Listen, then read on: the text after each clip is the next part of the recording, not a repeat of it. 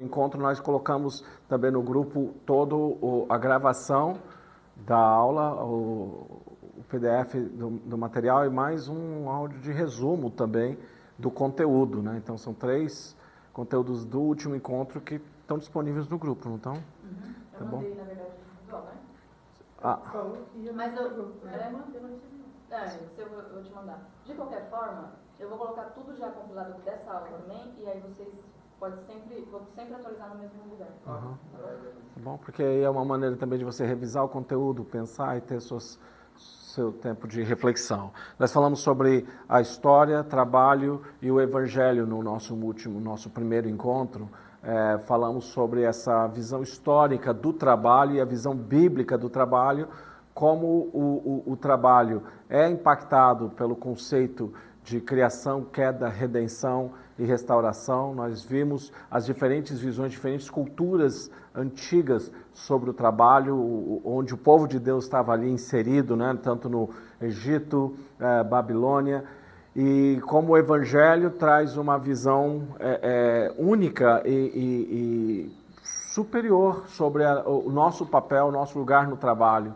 A gente viu os problemas do trabalho também, e vimos as oportunidades que essa visão redentiva nos dá para o contexto do trabalho. E hoje a gente quer falar um pouquinho mais, nós falamos sobre história, mas hoje eu queria falar sobre esse tema, o coração centrado no Evangelho. Porque, no final das contas, a minha relação com o trabalho não é só o trabalho como uma coisa exterior que está acontecendo, mas é algo que tem a ver comigo também. Como é que eu me posiciono, como é que eu estou no mundo, como é que eu estou no meu contexto. Você já está gravando? Como eu estou no meu contexto, como eu me encontro no lugar do trabalho. Esse curso, vocês vão ver, ele está dividido, esse programa está dividido nessas questões, que são essa questão da avaliação, minha avaliação pessoal.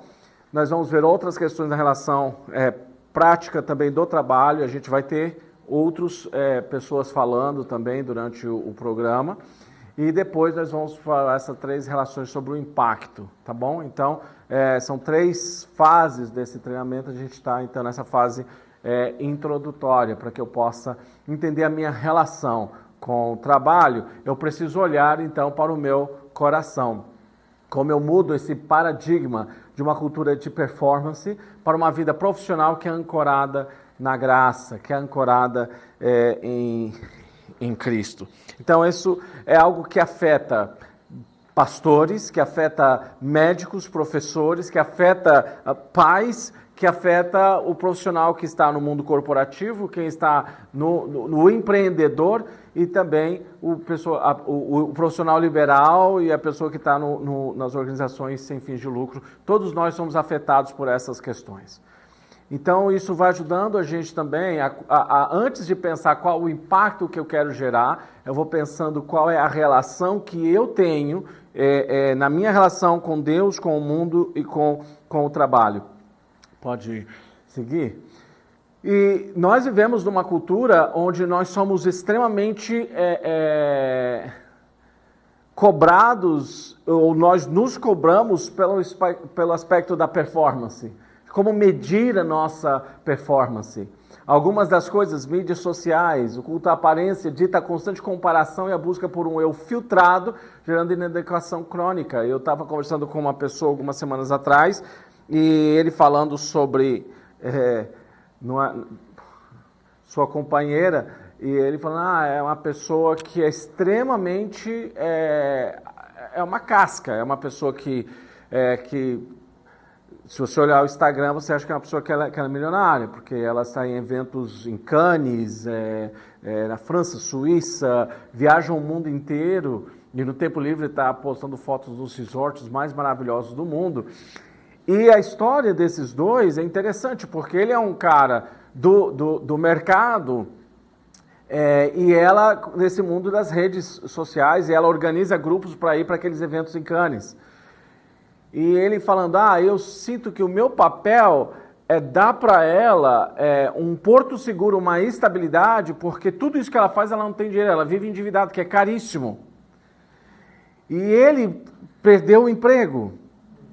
E aí ele estava desesperado, porque mudou o padrão de vida numa empresa onde ele estava ganhando 50, 60 mil, agora sem emprego nenhum, e pensando como é que vai reorganizar. E nesse processo de conversa, você já viu aquele vídeo do Pós dos Fundos do cara que vai no psicólogo, e aí, você não quer me emprestar um dinheiro? E aí depois ele falou, olha, então, mas você sabe que você está conversando comigo e tal, e eu queria muito ajudar ela, você não teria 30 mil para me emprestar? Porque assim eu pago para ela poder ir no evento de Cannes. Eu falei, se você descobrir quem tem esses 30 mil, fala para mim também. Mas a gente vê aqui claramente dois tipos e a gente vai falar sobre isso, mas dois problemas muito claros da parte dos dois. Porque ela criou um perfil e ela dá palestras sobre para profissionais, sobre carreira, sobre propósito. Ela dá palestras sobre como mulheres podem ser bem-sucedidas no mercado. Mas a história é que os dois estão separados. E ela ainda liga para ele pedindo dinheiro. E a última vez que ela pediu dinheiro, ele ligou para mim, você não pode dar uma olhada, ela me bloqueou no story dela, você pode dar um momento fofoca aqui, né? Só não vou dizer nomes. Você pode dar uma olhada no stories delas para ver, porque ela me bloqueou do story, falou, eu não consigo ver agora, tal. Não, aí depois ele mandou um recado de novo. Não, pode deixar, alguém já viu, ela está com uma outra pessoa no resort e estava me pedindo dinheiro aqui para pagar a conta. Ele colocou, na conversa que ele teve comigo, ele começou a falar, olha, eu sou um novo homem, eu nasci de novo para ser o marido que ela precisa.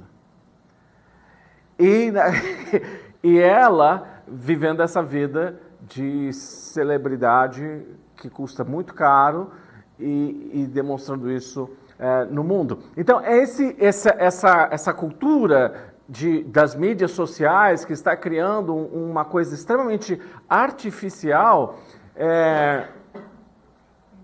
e que faz com que a gente fique o tempo inteiro demonstrando esse eu filtrado, esse eu instagramável.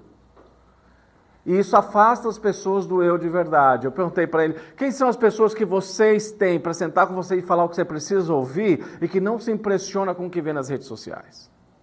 Ele falou, a gente não tem ninguém assim. Na verdade, ele falou que ele está nessa crise na relação, depois a gente começou essa conversa, ele disse, você sabe quem tem me aconselhado? O ChatGPT.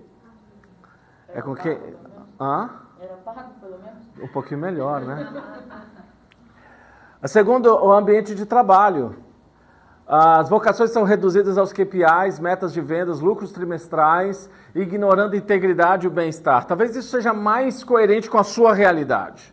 Talvez você diga, eu não sou aquela pessoa que tem a necessidade de ficar no Instagram mostrando algo que eu sou lá nas redes sociais, nas mídias sociais, mas eu vivo a pressão do desempenho no trabalho, na performance de trabalho. Um terceiro é o sucesso acadêmico. O desenvolvimento do caráter é substituído pela urgência das notas. Excelência torna-se sinônimo de vencer os outros.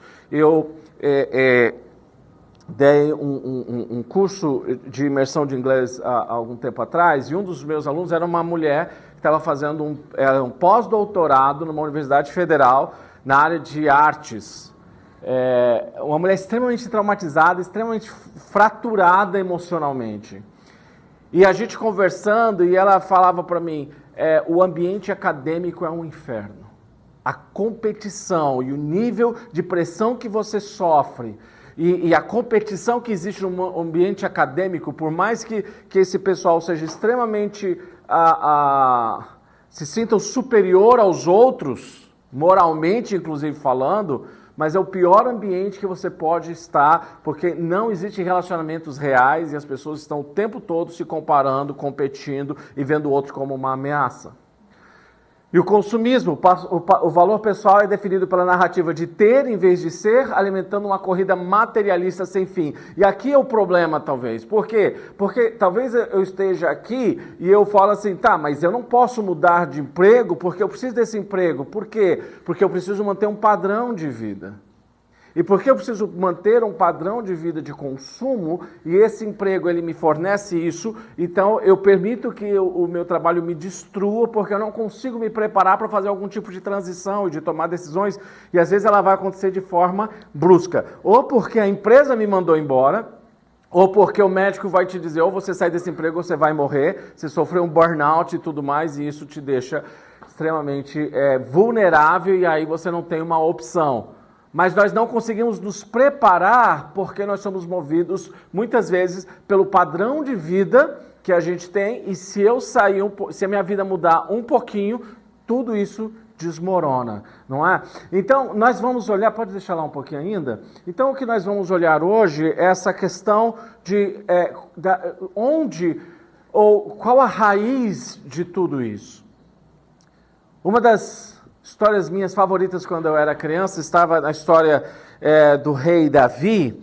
E a história de Davi, a maioria das pessoas vão lembrar aqui que quando Samuel é comissionado por Deus para ir ungir o novo rei, que ia ser o sucessor de Saul, Saul era o rei e Deus tinha tirado o reino de Saul, já tinha tirado a aprovação de Saul, e ele disse, você vai ungir agora um novo rei, um rei segundo o meu coração.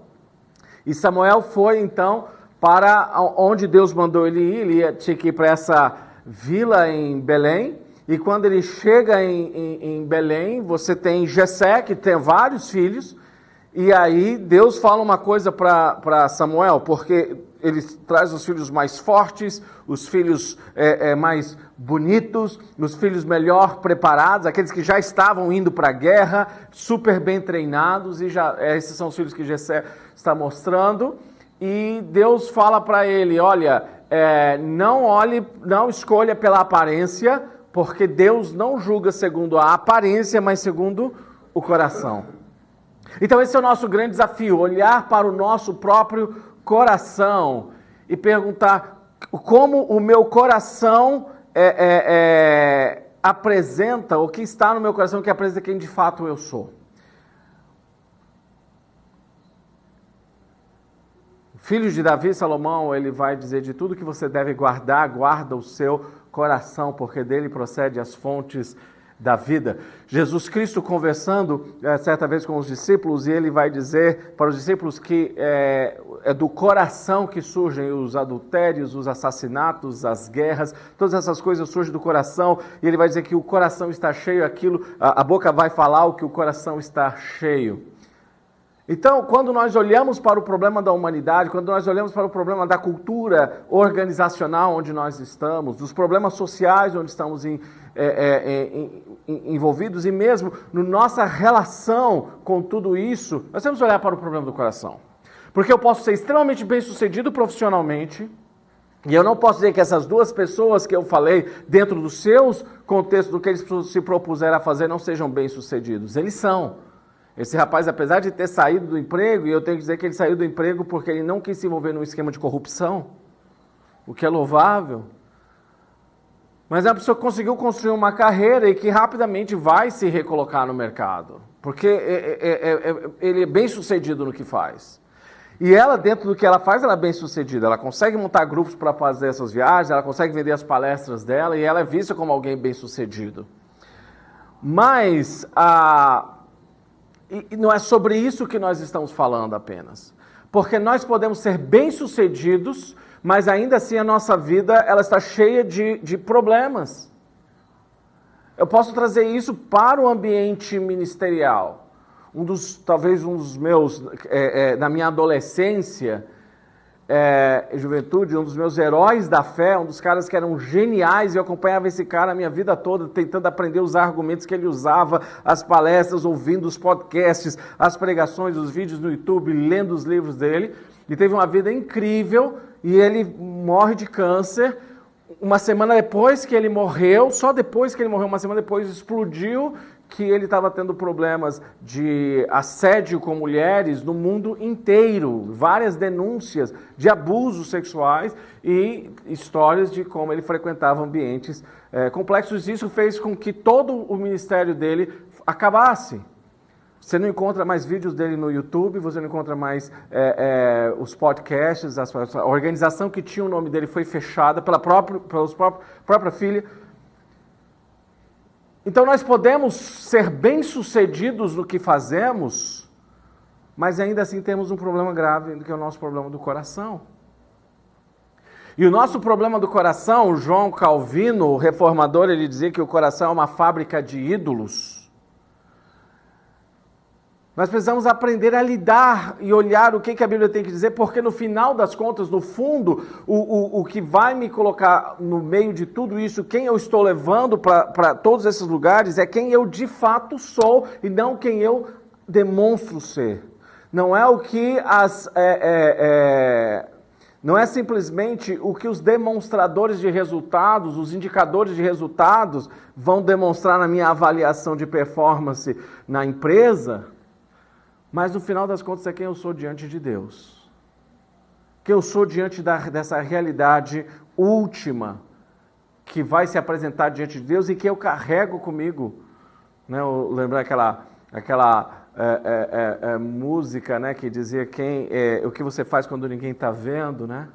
Quem você de fato é, as perguntas que você questiona sobre você mesmo. Nós temos visto casos interessantes de CEOs de empresas e pessoas de altos cargos que têm tido suas carreiras sabotadas por causa de trocas de e-mails que foram incoerentes, ou mesmo o caso daquele CEO com a diretora de RH que estava no show do Coldplay e que apareceram naquela câmera, e isso gerou uma discussão enorme sobre essa questão, né, da ética, mas no final de contas, de novo, eu levo para o trabalho quem eu sou e não o que é... Bem-vinda, Ana. Tudo bem? Bem-vindos, por favor, pode entrar. Seja bem-vinda. Obrigada.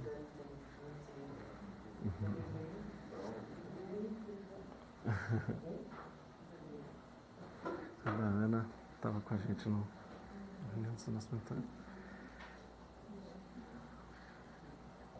Fiquem à vontade, viu, gente? Sejam bem-vindos. Imagina, não tem tumulto nenhum. Então, quando nós olhamos para tudo isso, a grande pergunta que nós precisamos fazer é olhar para o meu coração, e aí a pergunta é, quem são os ídolos do meu coração? E antes ainda de seguir em frente, eu queria dar para vocês rapidamente uma definição que eu gostei muito sobre o que significa ídolo. E essa definição foi dada por um filósofo cristão, e ele fala o seguinte, para definir idolatria, ele diz o seguinte, Deus não é um nome, Deus é um adjetivo. Guarde isso, Deus não é um nome, Deus é um adjetivo. E ele diz, toda vez que imagine que você pegue um post-it como esse, e você escreva aqui, Deus.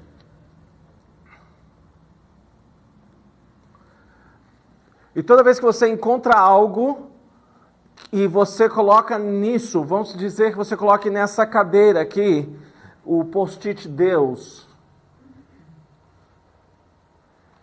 E agora, essa cadeira ela passa a me dar sentido de vida, ela passa a me dar propósito, ela passa a definir tudo o que eu sou e definir todas as minhas expectativas e todos os meus paradigmas existenciais. Agora eu vou transferir para essa cadeira, porque no final das contas ela se tornou para mim Deus. E em outras palavras, tudo o que eu busco para me dar sentido e propósito de vida, para dar significado para a minha existência, para justificar a minha realidade, é o que eu chamo de Deus. Isso significa idolatria. Ok? O Tim Keller, ele pode passar, ele deu um gráfico com um resumo de alguns dos ídolos que nós temos, e eu quero focar aqui no ídolo não nas imagens, estátuas ou rituais religiosos, mas coisas que estão presentes bem na nossa realidade. E ele separou, entre outros, existem muitos outros, mas separou 4 tipos de ídolos, que são aquelas coisas últimas que dariam sentido para a minha existência, que me fazem sentir que a minha vida valeu a pena. O primeiro é o ídolo do conforto. É isso que nós buscamos em última instância, conforto. E para termos conforto, nós pagamos um preço. E um dos preços no mercado, no trabalho, é da baixa produtividade. Porque o conforto para mim é tão importante que eu vou deixar de produzir. Qual é o maior pesadelo de quem o ídolo é o conforto? O estresse e as exigências. Eu não quero ser exigido, eu não quero estresse. Aliás, parece que nessa geração esse é um ídolo importante, que tem um papel importante na nossa sociedade, nas novas gerações. O que os outros sentem? Os outros sentem feridos, porque eu estou trabalhando enquanto você não está fazendo nada. Eu estou sobrecarregado, eu tenho que fazer mais coisas, eu tenho que trabalhar mais, eu tenho mais demandas, eu tenho que resolver o meu trabalho e o seu trabalho, porque você prioriza o seu conforto.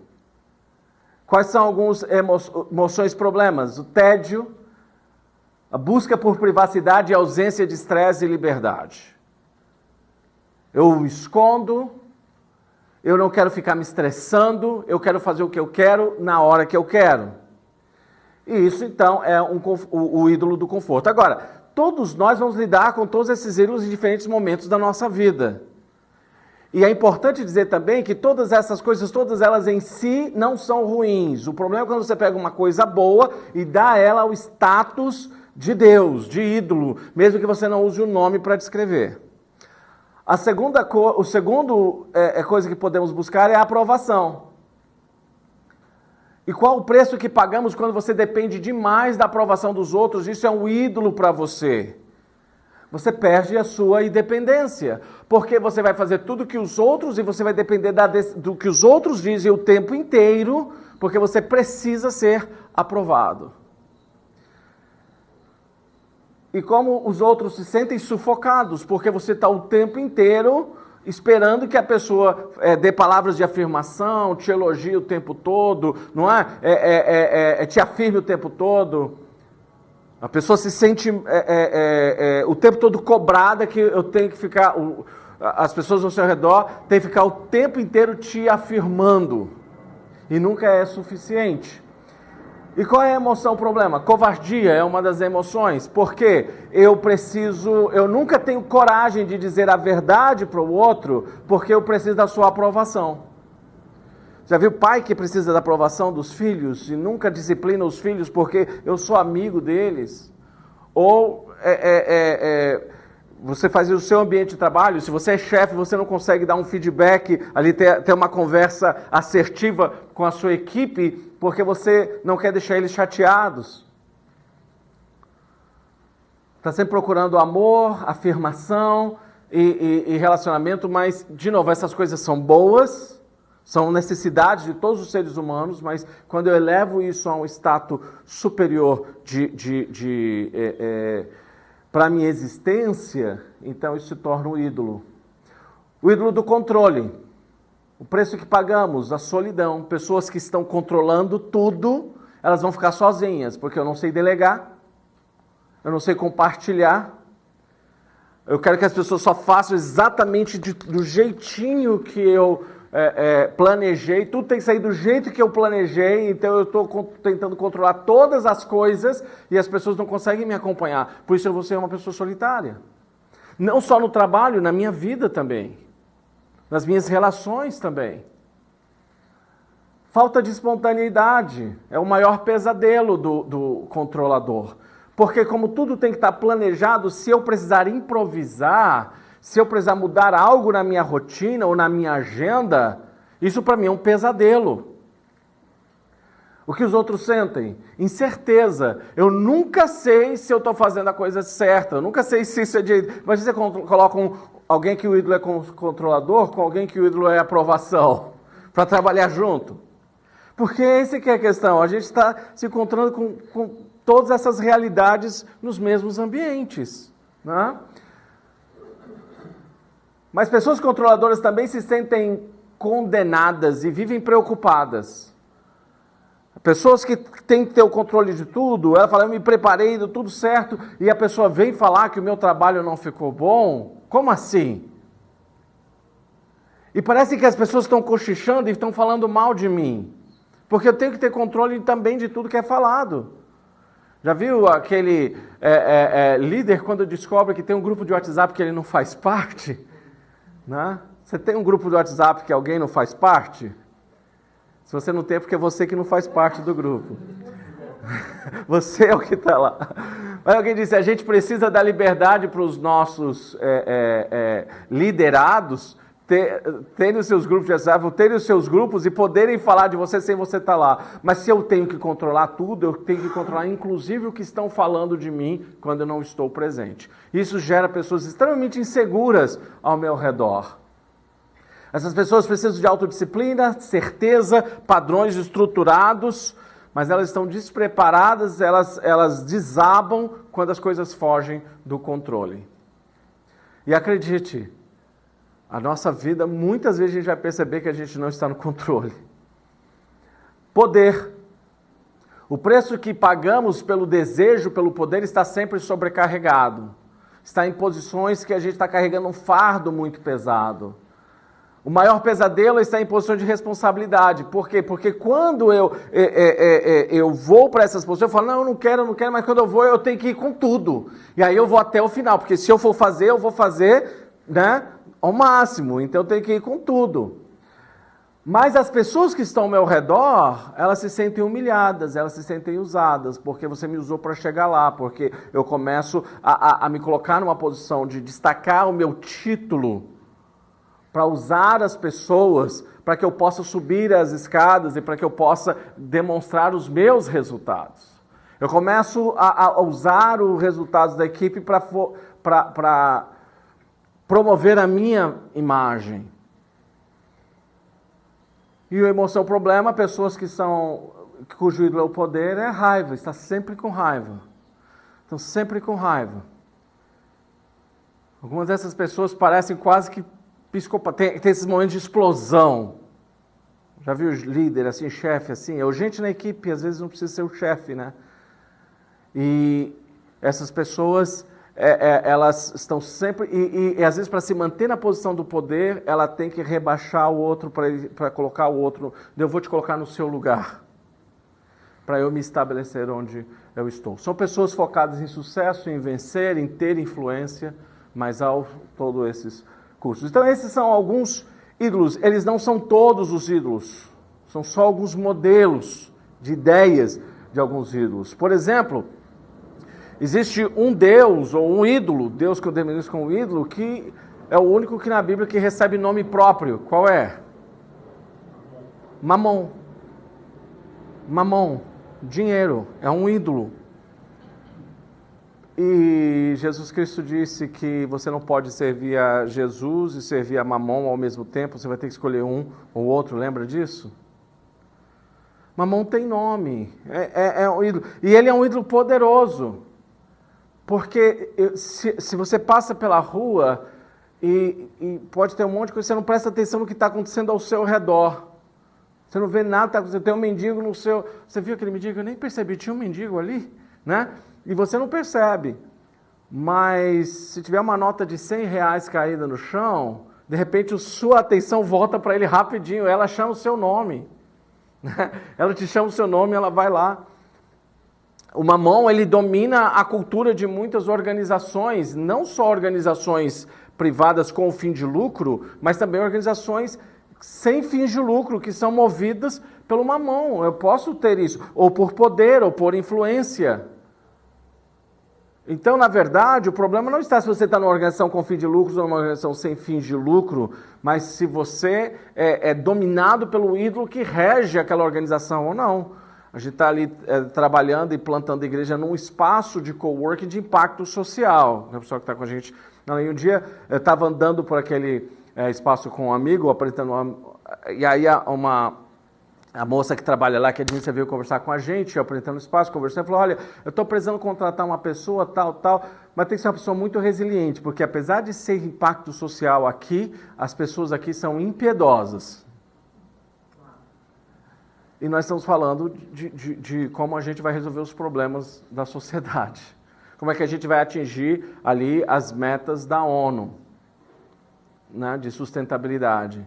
Mas a gente não consegue ter sustentabilidade nas relações com as pessoas. Então, os ídolos são coisas que em si não são más, são boas, mas quando elas são elevadas a uma posição de Deus na nossa vida, elas então vão causar uma série de problemas para a gente. A fonte é o Tim Keller? Ele é uma das fontes, esse material tem sido usado em diferentes... Isso, é um mix. A gente vai compartilhar as fontes também com vocês no nosso grupo, com algumas indicações de leitura, inclusive, tá bom? Mas eu indico para vocês um livro do Tim Keller chamado Deuses Falsos. É um livro excelente, vale muito a pena ler o Deuses Falsos. Um outro material que foi trazido para o português, o livro, os vídeos não, mas o livro vale a pena também, é Evangelho na Vida. É um curso, é um treinamento feito pelo Tim Keller, que é muito bom também, trabalha muito bem esses temas. Tá? Então, paradoxo da avaliação. A lente do mundo valoriza o visível e imediato, foco implacável em conquistas externas e aparências, busca por sucesso mensurável e superioridade competitiva. Então, como é que eu mensuro o meu sucesso? Pode ser pelo número de seguidores no Instagram, pode ser pelo lugar onde eu moro, pelas viagens que eu faço, pelo grupo do qual eu faço parte. Você já ouviu falar aquela coisa de você é a média das pessoas com quem você convive?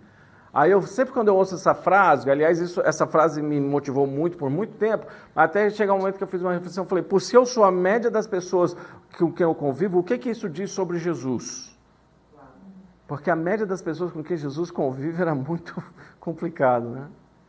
Eu não estou dizendo que a gente não é influenciado pelo meio. O apóstolo Paulo vai nos dizer que 1 Coríntios 15, as más conversações corrompem os bons costumes. E no Salmo 1, a Bíblia também diz, aquele salmo que se você cresceu dentro de igreja, algum momento da vida te falaram para você memorizar, né? Bem-aventurado o varão que não se detém no caminho dos ímpios, nem se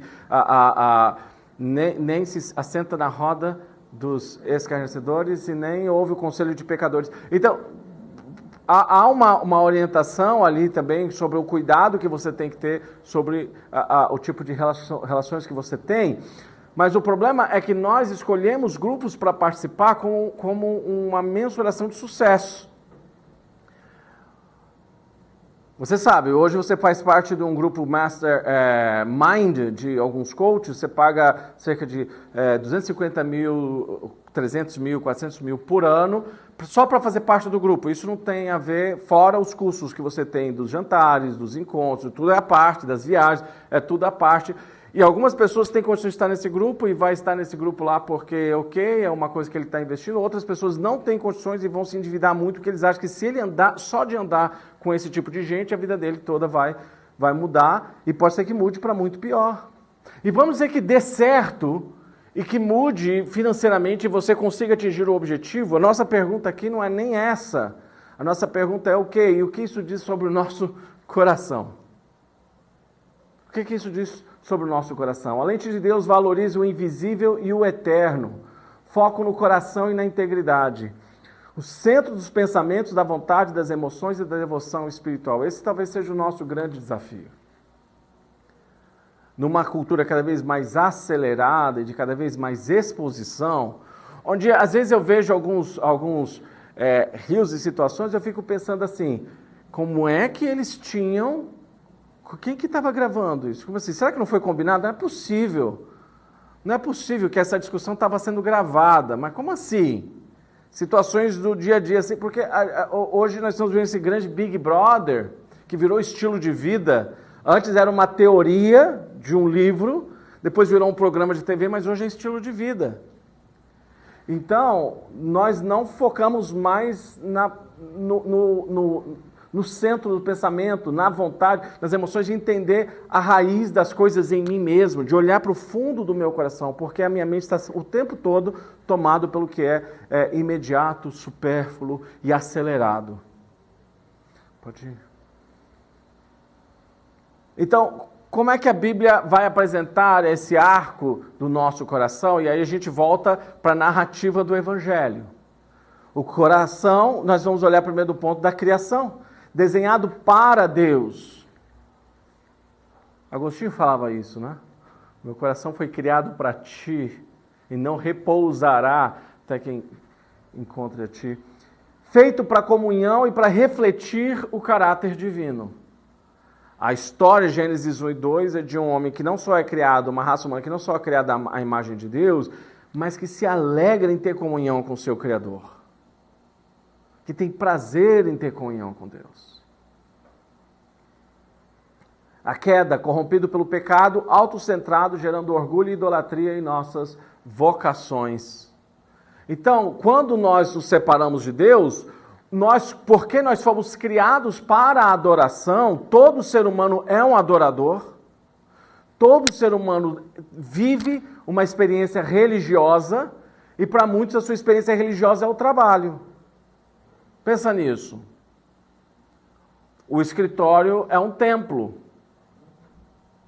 E para Faria Lima, para Berrini, para Paulista, ou para os centros comerciais do nosso país, Alphaville. Aliás, Alphaville é um centro religioso do trabalho, não é, na nossa cultura? Não é? É o Vaticano.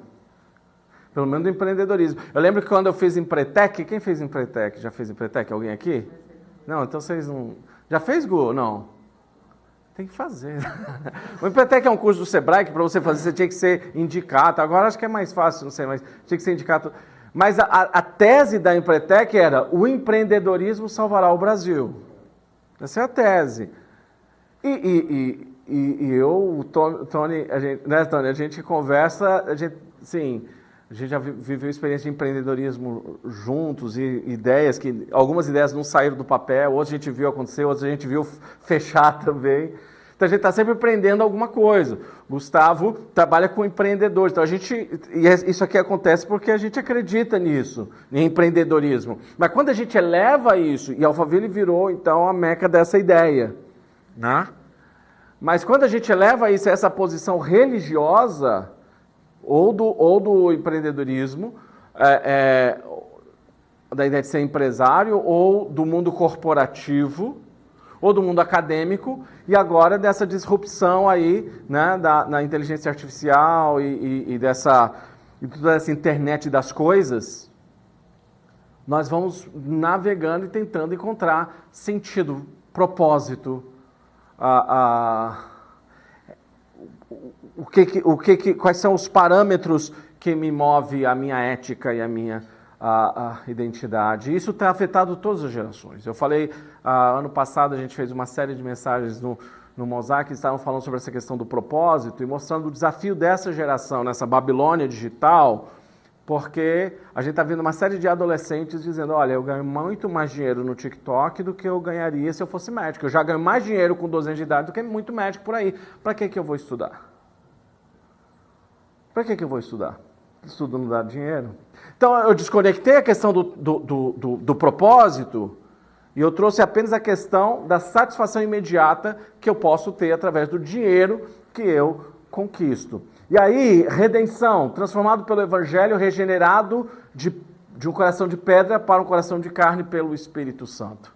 Se olhar o trabalho como meio da redenção, aliás, tem dois problemas de não ter uma visão correta do trabalho. Ou eu vou olhar o trabalho como maldição, a gente viu isso no nosso último encontro, ou eu vou olhar o trabalho como redenção.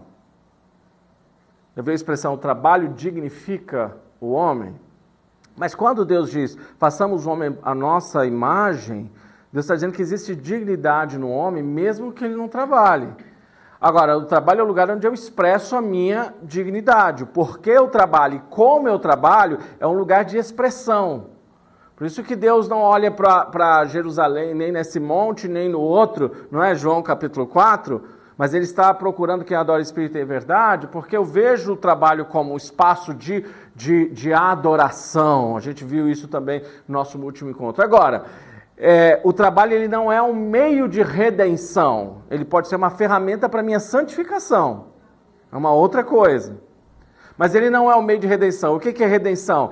Pela graça sois salvos por meio da fé. Isso não vem de vós. É um dom de Deus e não vem da sua carreira, não vem do seu trabalho para que ninguém se glorie. Não vem do seu LinkedIn para que ninguém se glorie. Então, quando você se encontra com Deus, Deus não vai olhar a sua performance no LinkedIn, Deus não vai olhar a sua história profissional, mas Ele vai nos receber pelos méritos de Cristo.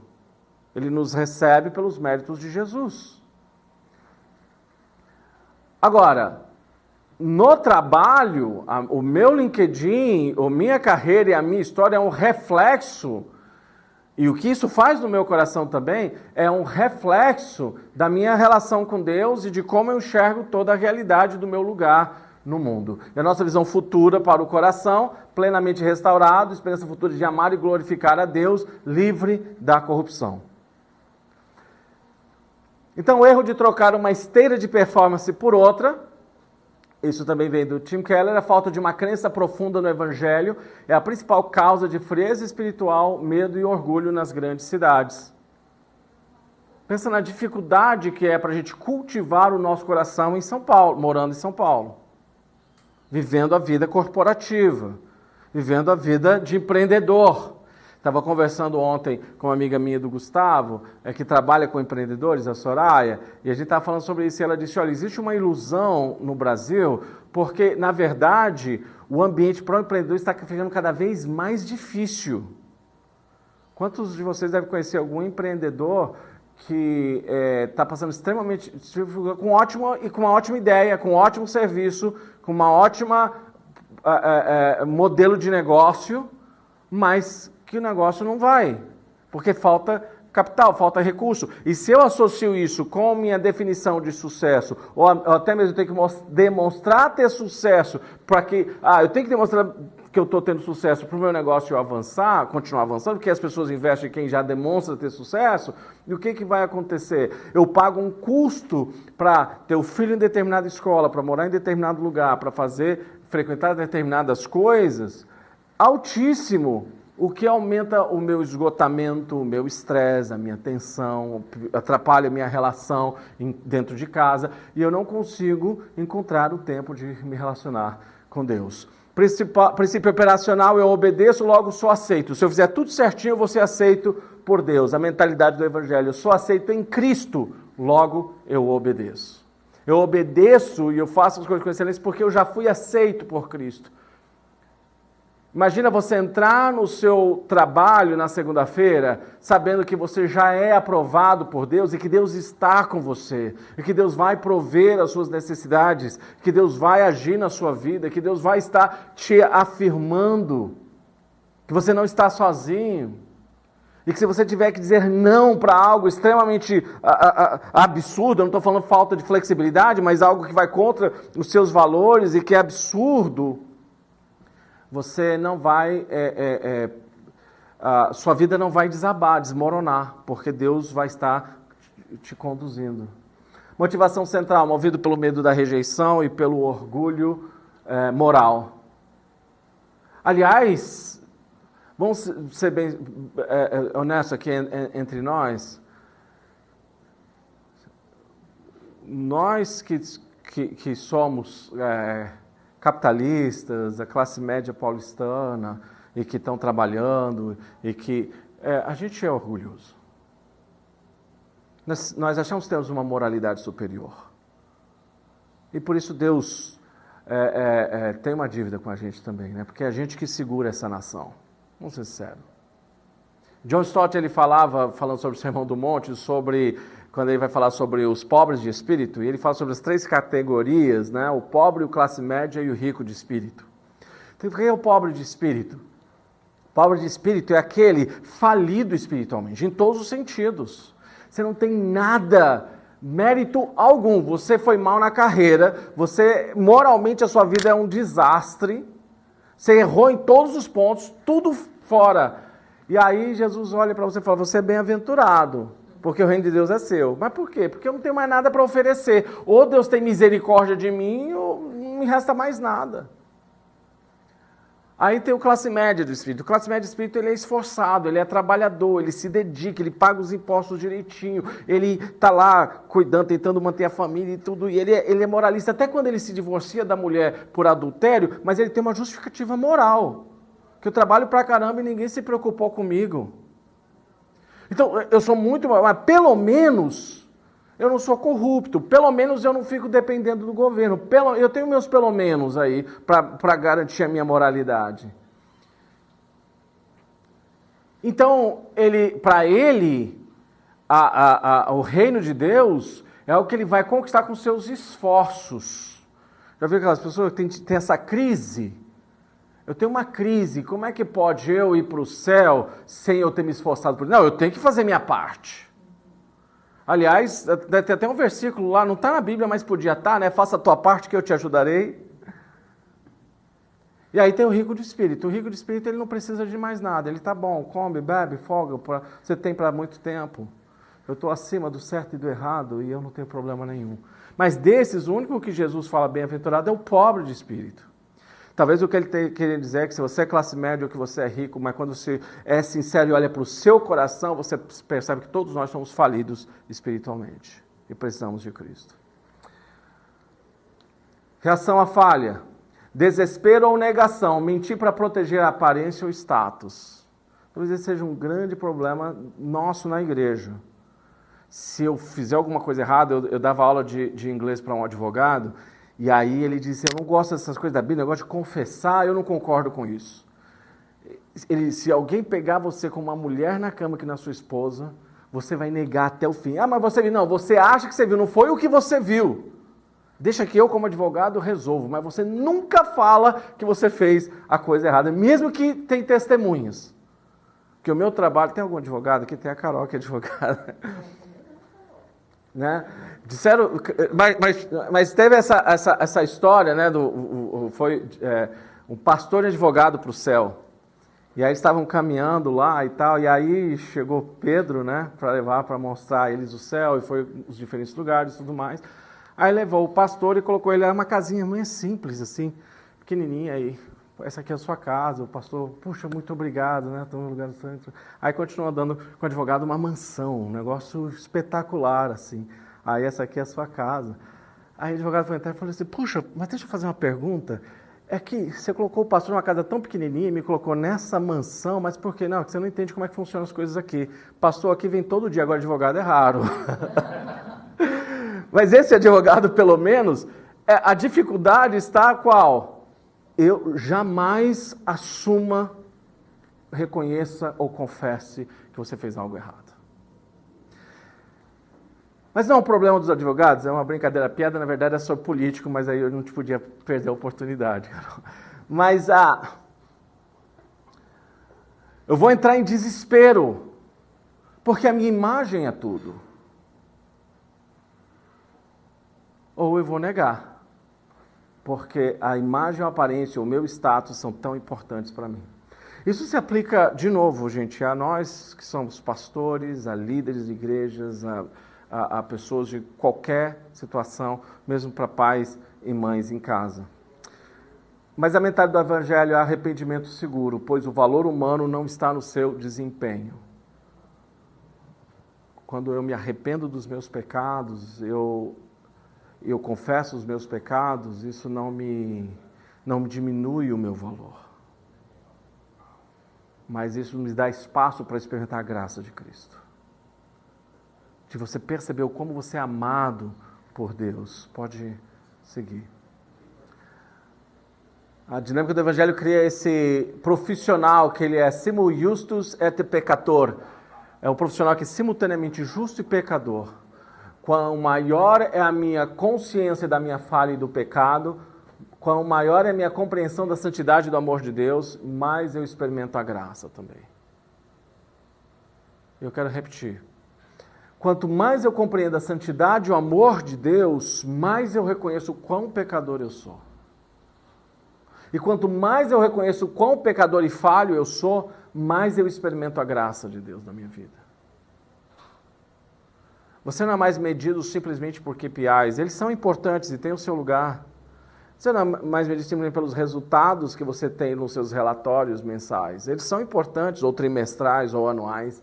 Mas o relatório, ou o dado mais importante que vai mensurar você, que vai medir você, tem a ver com a sua consciência da santidade e do amor de Deus, que te leva a reconhecer o quão falho e pecador você é, o que leva a perceber quão grande é a graça de Deus. Somos mais falhos do que ousamos acreditar, mais uma vez citando Tim Keller, mas somos mais amados do que ousamos esperar.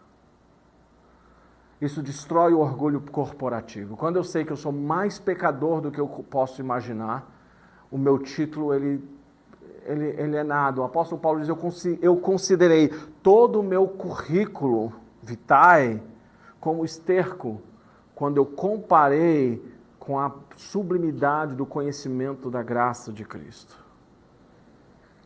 Mas quando eu sei que eu sou mais amado do que eu jamais poderia esperar, isso vai destruir em mim a ansiedade pela performance. Se no final dos dias, se você falhou hoje, você pode viver para tentar o outro dia de novo, porque você continua sendo tão amado hoje que você falhou, quanto você é amado amanhã quando você acertar. Ter a melhor performance da sua empresa não te faz mais amado e ter a pior performance daquele dia não te faz menos amado. O que me leva a uma performance maior, então? Pode ir em frente. Quando eu aceito a graça de Deus, a cruz reestrutura a minha identidade para longe da necessidade da aprovação humana. Isso vai transformar o meu coração.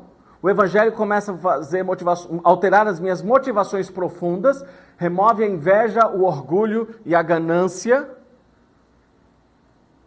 Ou pelo menos eles deixam de ser dominadores da minha vida. E aí ele vai levar a renovo. Um coração liberto cria um reino alternativo, promovendo justiça, paz e excelência nas nossas vocações. Eu trabalho com excelência, eu busco a justiça no ambiente de trabalho, eu busco justiça para os meus stakeholders, eu busco justiça onde eu estou inserido. Por quê? Porque eu me reconheço que agora eu faço parte da construção e de levantar as colunas do reino de Deus na terra. Então agora a minha visão não é simplesmente que eu fui salvo para ir para o céu, então eu vou aproveitar o máximo dessa terra, já que eu sou salvo pela graça. E aí depois eu vou para o céu e lá eu vou ter o melhor do céu também. A minha visão é outra, é que eu fui salvo não para ir para o céu, mas para trazer o céu para a terra. Para trazer os valores do reino de Deus para os lugares onde eu estou inserido. E isso começa pelo cultivo do meu coração. Para aquilo que Deus está fazendo no meu coração. A mudança estrutural externa exige transformação graciosa interna. Então eu quero passar para vocês aqui rapidamente, a gente já está um pouco atrasado, mas eu queria passar para vocês rapidamente uma estrutura que em inglês a gente chama rest, que é a palavra para descanso, que nos ajuda a lidar com os ídolos do nosso coração e criar ritmos saudáveis para a gente lidar com com os diferentes espaços da nossa vida. O rest, então, ele ajuda a redirecionar o meu coração debaixo das pressões do mercado e do trabalho. A graça é a força motriz que substitui essa busca exaustiva por aprovação.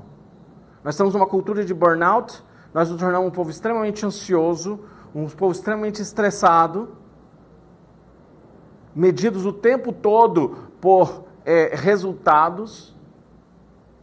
E como é que a gente administra isso? Porque não é porque você sabe essas realidades que quando você chegar na segunda-feira, as métricas da sua empresa terá mudado. Você vai orar esse final de semana, Senhor, abençoa que a empresa onde eu estou, ou o mercado em que eu estou inserido, que isso mude. E você vai chegar lá, vai ser exatamente a mesma realidade. Mas como é que eu navego por isso? Primeiro, então, passa o rely, ou depender.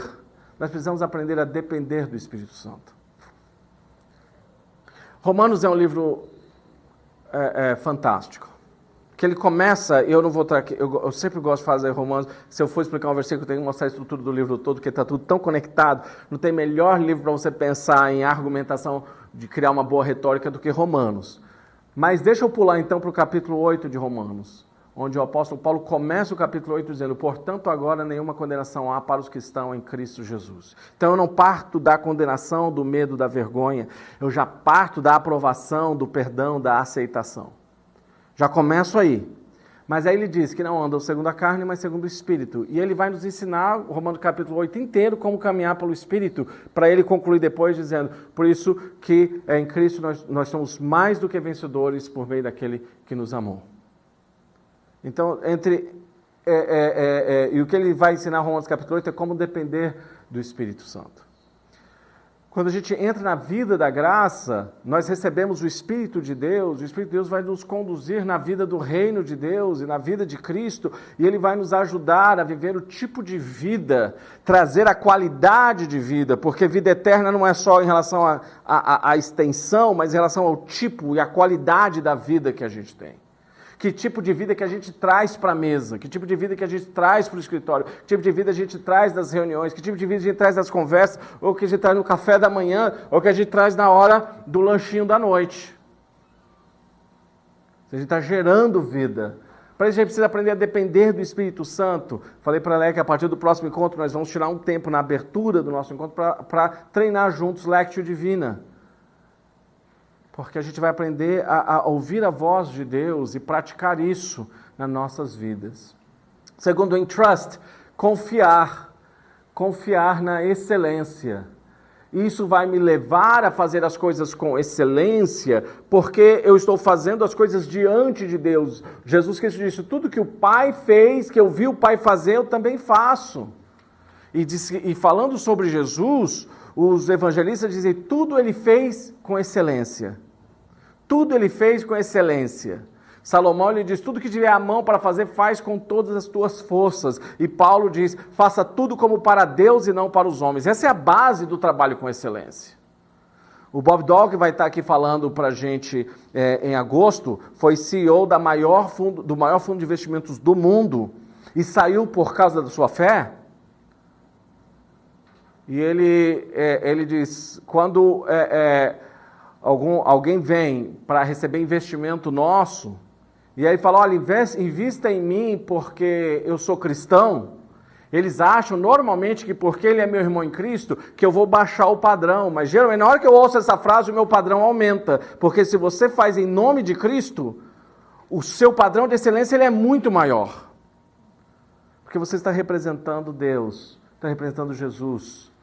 O terceiro é servir aos outros.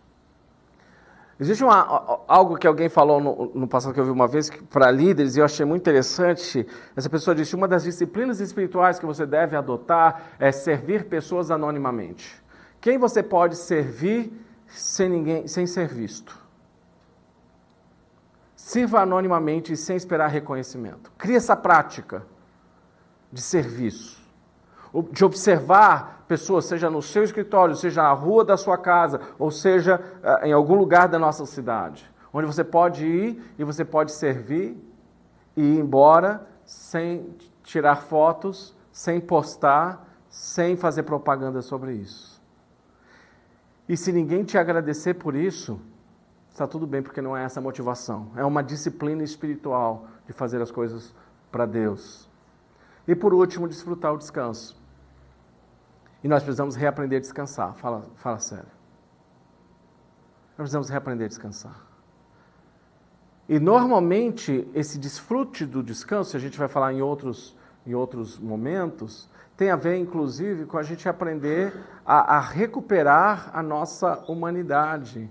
Em outras palavras, você precisa encontrar momento, por exemplo, para descansar, um momento offline. Às vezes a gente diz que a gente está ali vendo as redes sociais e vendo coisas ali tudo, e você não está descansando. Para o seu cérebro isso é trabalho, você está acelerado ainda, você está postando ou está respondendo WhatsApp. Mas quando a gente encontra tempo desconectado para avaliar o nosso coração, sem aceleração. Falei esses dias no Mosaico, como uma pesquisa mostrou que as corridas de rua tem, na verdade, aumentado a pressão por resultado, porque normalmente as pessoas têm associado correr e mostrar isso nas redes sociais para demonstrar que ele é um bom candidato para uma vaga de trabalho. Então, eu não corro mais para descansar e para cuidar do meu corpo, mas eu corro como parte de uma atividade profissional. Então, eu tenho que fazer em alta performance para mostrar que eu sou um líder de alta performance, que sou resiliente e que eu aguento o sacrifício e que eu posso lidar com pancada, porque eu sou um líder de alta performance. Você percebe? O problema não está em correr, o problema está o porquê que você faz o que você faz. É o problema do coração. Pode passar. Então, pode passar para frente, que eu já expliquei cada um deles, vocês vão receber isso também. Mas o nosso desafio é trabalhar a partir do descanso e não em busca do descanso. O Jimmy Peterson, ele fala sobre os ritmos da criação. Tarde e dia fez um dia. Tarde e dia, o segundo dia. Tarde e dia. A narrativa hebraica da criação começa com a noite, depois vem o dia. E o que ele está nos dizendo? À noite, Deus está trabalhando e depois nós nos juntamos a Ele no seu trabalho. Você percebe que o sábado judaico começa na sexta, no pôr do sol da sexta, e vai até o pôr do sol do sábado? Deus trabalha primeiro e depois você se junta com Ele no que Ele já está fazendo. Por isso é tão importante a gente ouvir a voz de Deus. Porque se você vai começar um novo negócio, vai inovar, vai começar um novo projeto, se você quer trazer uma nova solução no seu departamento onde você está, e se você tirar tempo antes ouvindo a voz de Deus, e você acorda aquele dia sabendo, eu estou trazendo aqui um projeto que veio de Deus para a minha vida, para onde eu estou. E eu estou trazendo as pessoas, mesmo que eu não falei abertamente que elas estão sendo evangelizadas, mas elas estão se unindo ao projeto de Deus mesmo sem saber. Eu quero terminar contando uma história quando a gente tinha os programas de imersão de inglês e a gente montou um grupo totalmente online durante a pandemia e ninguém se encontrava pessoalmente, foi totalmente nas telas os contatos. E a gente usava o ritmo de criação, queda, redenção e restauração para entender o desenvolvimento de um indivíduo. E porque estava na pandemia, na terceira semana de curso, as pessoas vinham e começavam a dar entrevistas no Instagram para contar a experiência e tudo mais. E eu tinha naquele grupo um professor de física, e a gente não falava que era cristão. Eu só falava no final do curso. No último dia de curso, aí eu fazia uma apresentação do Evangelho. Mas durante o curso eu trazia os princípios do Evangelho sem falar abertamente que vinham da Bíblia ou que eu era cristão ou que era pastor. Na terceira semana, esse rapaz ele ia viajar, então ele só ia fazer 3 semanas, um curso de 4 semanas, e aí eu estava batendo papo com ele nessa live, e ele disse assim, olha, eu sou ateu, eu não acredito em Deus, mas se eu acreditasse, eu ia dizer para você que essa é uma experiência de Deus, porque é algo sobrenatural que eu vivi aqui, e a interação que as pessoas têm é o tipo de mundo que eu queria viver. Então, nós podemos influenciar os espaços onde nós estamos. Talvez você diga, mas eu não tenho esse papel de mudar como é feitas as reuniões, os feedbacks da minha empresa, mas eu consigo sentar e tomar um café com uma pessoa que eu possa fazer toda a diferença na vida daquela pessoa. Eu consigo criar maneiras de me relacionar e de dar crédito para outras pessoas, de ajudar pessoas a se desenvolverem, a frutificarem, não porque eu estou querendo a aprovação ou esperando que alguém esteja vendo, mas porque eu faço tudo para a glória de Deus. Por isso que eu faço as coisas com excelência. O verdadeiro negócio de um coração centrado no Evangelho é inclinar-se unicamente ao seu Criador e declinar as pressões de um mundo focado em aprovação.